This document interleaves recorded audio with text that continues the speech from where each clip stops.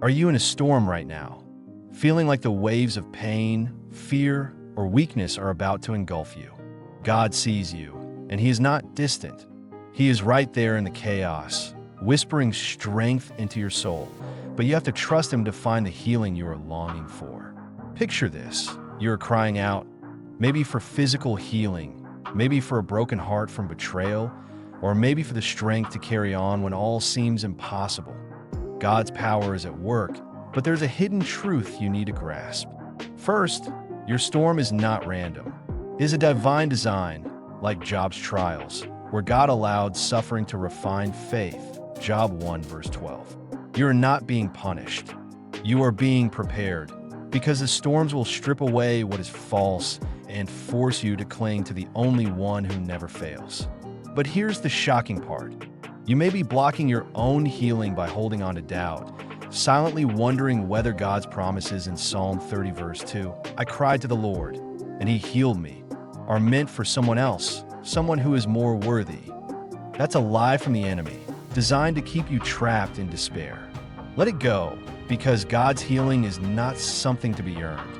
It's something to be received through faith. Second, your prayers don't have to be perfect. They just have to be persistent. Jesus Himself said in Luke 18 verse 1 to pray and not lose heart.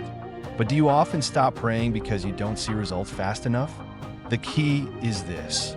Every prayer you say, even in tears, builds spiritual muscle, aligning your heart with God's timing. Keep praying, even when you feel like your words are hitting the ceiling. God is listening and He's working, even if it's unseen.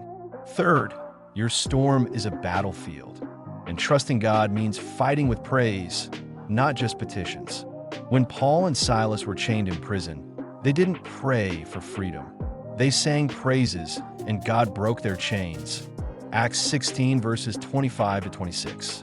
Your praise in pain confuses your enemies and unlocks spiritual strength you didn't know you had. Try it, saying thank you for what God has done, and watch how it changes the atmosphere around you. Fourth, here's a warning you can't ignore. Refusing to surrender your storm to God can prolong your suffering. Think of Jonah running from God's call, only to find himself in a real storm until he surrendered. Jonah 1 verses 4 to 15. What are you holding on to? Anger, fear, control. That's keeping you from having the peace of Philippians 4 verse 7. Let God have it, because He doesn't just offer healing, He offers transformation. Finally, know this. Your storm has an expiration date. God's promise in Romans 8 verse 28, that all things work together for good, means your pain is not wasted. Every tear, every sleepless night is woven into a testimony that will one day awaken the faith of others. But you must trust Him now, in the midst of the mess. Stop looking at the size of your storm and start looking at the size of your God. He is the one who calmed the sea with a word. Mark 4 verse 39. And He is speaking peace to you right now. So here is your challenge. Pray boldly today, praise fiercely, and surrender completely. Believe that God's healing and power are already breaking through, even if you can't see it yet. Your storm is real, but so is His power. Choose to stand on that truth and see what He does next. If this prayer blesses you, subscribe and share it with someone who needs hope today.